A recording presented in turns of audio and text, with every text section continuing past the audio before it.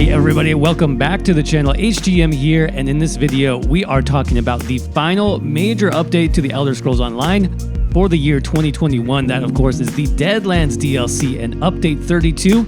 And believe me when I say this is no minor update. There are some game-changing, meta-breaking things about to happen that you need to know about for this release.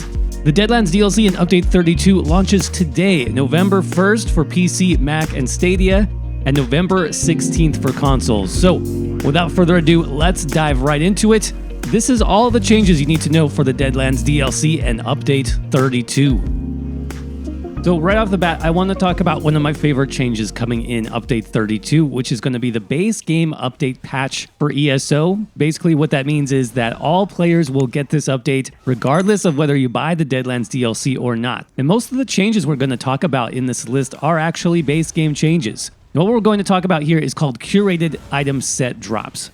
Basically, this is an extension of the set collection feature, aka the sticker book, which was previously added to ESO last year. But now your collected set pieces will also factor into your future set piece drops. Now let's break this down with a common example, Maelstrom Arena. I'm trying to get that Maelstrom Inferno staff. What's happened previously in ESO for something like this is when you get the final chest drop in Maelstrom, the game will use RNG to give you one weapon out of all the possible weapons. Could be that staff that you want, but it could also be daggers or 2H or bow. Or if you're like me, you could get 10 restoration staffs in a row. Most of us have experienced this with one item set or another, but with the curated item set system fully into play this patch, this is going to completely change things up.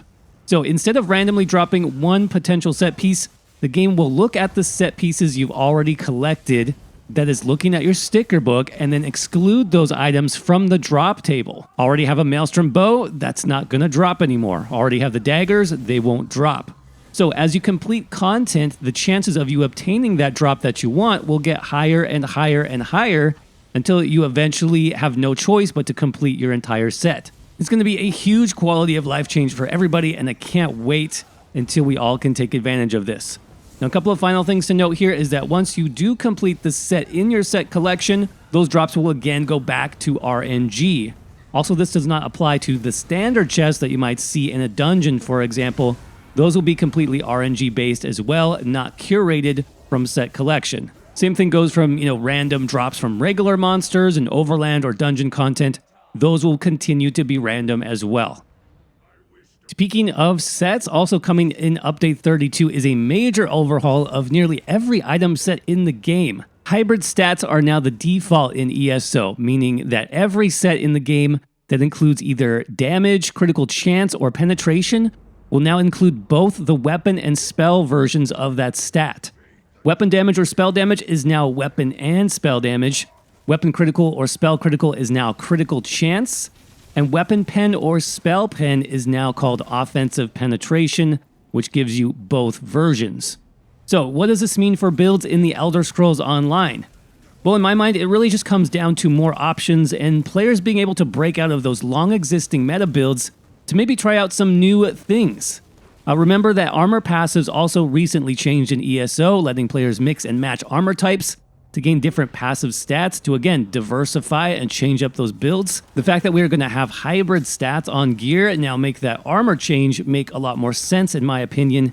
So yes, technically stamina builds can use light armor sets, and magicka builds can use a medium armor set now, with basically no restrictions because you won't be missing out on any of those base damage stats that you're going to need for your build. And I did do a whole breakdown of this update in another video and listed what I think are going to be the strongest sets moving forward that have these, basically hybrid stats. There's a link down for that below if you're interested, but here are a few of those meta-breaking options in my opinion. For example, out of those trial sets, Boss Size Mania now grants weapon and spell damage, critical chance, and still grants bonus damage based on your missing magicka. Now this would be extremely easy to run on a stamina build where you have one or two magicka skills in your rotation, which will basically keep your magicka pool relatively low the entire time and get you that big bonus damage. Another example from the magicka side, you might consider running some medium armor sets like Kinra's Wrath. And another interesting option would be Medusa, which can now technically be run by magicka and stamina builds, thanks to that hybrid critical chance stat being added rather than just spell critical. So there's basically so many options here that I can't go through all of them, obviously. I'm also very excited for hybrid build potential, which we can now basically use any set in the entire game. And yes, before you ask, I will be updating all my hybrid builds for this patch. I've got one of those out already if you want to check it out. This patch is going to be a lot of fun for sure. All right, for our third major change here, let's jump into combat and talk about critical damage specifically, which is getting yet another major rework in two big ways. First of all, Update 32 will place a hard cap on critical damage potential, similar to other existing caps in the game, like penetration, for example. And to be clear here, we're not talking about critical chance, which is your percent likelihood of an attack critically striking. What we're actually talking about here is critical damage. Basically, how much bonus damage your character has available to them to increase the damage of a critical strike. Now, base critical damage is still the same, by the way. That's 50% bonus damage, which means that when your attack does critically strike, it will do 50% more damage than usual, meaning a basic attack that would do 1,000 damage normally, that is a critical strike, will now do 1,500 damage. Now, there are many bonuses to that 50% critical damage boost available in ESO, which lets players get much higher critical damage, especially with a well-optimized group. We're talking about buffs like Minor Force, Major Force, passives like the Nightblade and Templar class passives, medium armor critical damage passives, or the Khajiit racial bonus. Then you've got things like the Shadow Mundus Stone, gear sets like Elemental Catalyst or the Mythic Kilt, of course, and then CP stars like Fighting Finesse and Backstabber. So, I mean, depending on your group composition or the raid buffs that you're getting, anywhere from 160, 170% plus critical damage is definitely doable, and potentially even higher. Well, of course, that's going to be before Update 32. Now, moving forward, that maximum critical damage number is going to be hard capped at 125%. Now, you can still obtain all of the same buffs as before. Minor Force, Major Force, none of the buffs have actually changed, but your critical strikes can never do any more damage than that new 125% cap. So obviously critical damage focused builds are seeing a nerf from this change, but I think again at the same time, this might open up the potential of new meta builds or maybe some new options being viable now, instead of most players at endgame just stacking into those critical damage bonuses and nothing else. Now, as we've said, a second change involving critical damage is going to take place in Update 32, and that is that many proc sets, including Monster Helms, will again be able to critically strike. Now, a few powerful sets are excluded from this list. I believe Zahn, for example, will not be able to critically strike, but most sets will, and I think this is going to increase the viability of proc sets across the board for doing things like increasing your overall DPS, especially towards endgame. And if you've played this game recently, I'm sure you've noticed that many builds have been going away from proc sets. On the PvE side, ignoring things like monster sets, for example, because it's just been better to, let's say, mix and match two non-set pieces that give you critical chance rather than use that bonus damage from a monster set. With Update 32, this may change. We may see a decent DPS boost for builds with those monster sets now, making them a more viable option, or at least competing with things like Mythics or one-piece monster sets. Now, obviously, time will tell, but I think the theme here overall is, again, just about making as wide of a variety of options as possible when it comes to creating effective builds, which I am all for. Let's stick with combat for a bit as we talk about the major skill changes coming in Update 32. Again, these are all base game changes so far, so all players will see this come into effect, whether you purchase the Deadlands DLC or not. Starting with class balance changes, I was generally pretty happy with what the devs added to the game for classes in Update 32. By far, the class with the most changes added was the Dragon Knight class. For example, Combustion now restores up to 1,000 Magicka or Stamina. Cauterized now grants both Major Prophecy and Major Savagery together. Flames of Oblivion now launches 3 fireballs instead of 2. World in Ruin now grants up to 5% bonus poison and flame damage, making it more comparable to other class passives. Ash Cloud now costs Magicka over time instead of a big Magicka cost up front. Battle Roar now grants more resources when you cast your ultimate. Power Lash heals you immediately and has no cooldown, and both Power Lash and Flame Lash now scale off your highest offensive stat. Now, I've tested a few Dragon Knight builds on the PTS, including my updated Hybrid Dragon Knight Firebrand build, and they are in a really good spot. I'm definitely happy with these changes overall, but no, it's not a stamina whip yet. Sorry. We saw some good changes to Necromancers, who got a buff to their Graveyard skill, and Nightblades, whose Twisting Path skill now scales off your highest offensive stats, meaning it can be used on a Stamina Nightblade as well. Also, the Nightblade Dark Cloak skill now heals for more. Grim Focus now grants bonus weapon and spell damage instead of critical damage. And Malevolent Offering can now heal yourself instead of just allies, and cost a mix of magicka and health rather than just health to cast. Other non-class skills that saw changes include the Two-Handed Cleave ability, which now has a longer duration, making it easier to stack those bleeds. And Vampire Mistform unfortunately saw a major nerf. That skill's huge damage mitigation now only works against other players in PvP and not against enemies in PvE. This is a big nerf to tanks that needed that mitigation in some very challenging endgame content, and also a nerf to some solo builds. Now, I don't agree with this necessarily, and I think if the devs wanted to nerf Mistform for a specific endgame boss, they could have just made the skill not work in that encounter, rather than nerfing it in all PV instances. But it is nerfed now, so I'll need to update some builds moving forward. Now, moving on to update number 5 on our list, I want to switch gears now and talk about the actual Deadlands DLC. This is free to ESO Plus members, or if you also owned Blackwood, earlier this month you would have gotten the Deadlands DLC for free as part of the Blackwood community event, or if those don't apply to you, you can still purchase it with crowns. Now, with the Deadlands DLC, we'll of course be traveling to the Deadlands, the Daedric realm of Mehrunes Dagon. I have been exploring the zone recently on the PTS, and it's quite impressive as far as the zone itself. There's actually multiple different areas or biomes that you'll explore, as well as the Daedric town of Fargrave, which was a lot of fun to explore as well. And I do want to warn you though that the Deadlands has a few roaming world bosses you can find, and if you stumble upon these, they can be quite dangerous. These world bosses, or wandering executioners as they are called, are not even the standard world bosses. They are even more challenging, more health, more damage, pretty difficult overall. So if you're not equipped for these, if you're out wandering solo, keep an eye out for these guys. They can be quite deadly. They look like the standard Daedric enemy models that we've seen before, but they are definitely not, so watch out for these. There are also some environmental effects that can damage you, especially in the storm area of the Deadlands, so yeah, not a very safe zone overall in terms of going AFK or things like that. Definitely watch where you're going. Now, in terms of gear available in the zone, most of it is pretty good. We have the usual overland sets, crafted sets, even some new mythic items. In particular, I do like the medium armor set, Hexos Ward. This has a massive damage shield. Should be really good for some solo builds. Iron Flask as the heavy armor set was also interesting. This has a nice damage reduction bonus tied to using potions. That's also not a major or minor buff, so it is going to stack with those, which could be pretty nice. Then we have a nice mythic item, Balharza's Band, that looks great for a light attack focus build. Maybe a werewolf solo or DPS style build. Of course, there's much more, including achievements, more antiquities, furnishings, titles, all of that, which you can unlock through the Deadlands DLC, so I definitely recommend you check it out.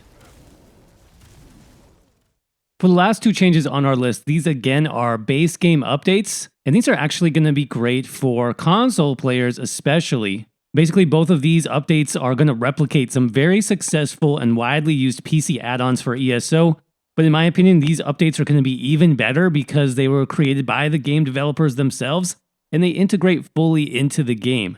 Now, first is a brand new system called the Armory, and this is going to be unlocked for free via the Crown Store.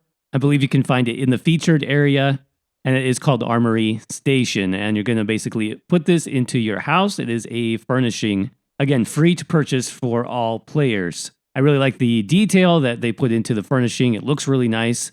But the basic idea here is you can use the Armory Station to save and equip entire builds to your character and then switch in between them on the fly anytime you're in your house.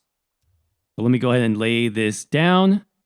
And then we can access it similar to an outfit station or a transmute station, pretty much the same idea here in your house. There's also an assistant version that would be purchased through the Crown Store where you can use that out in the environment.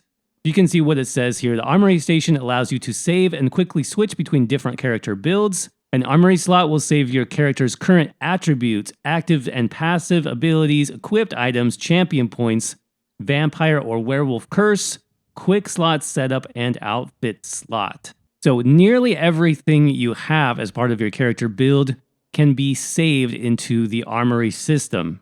You can also name your build and give it an icon.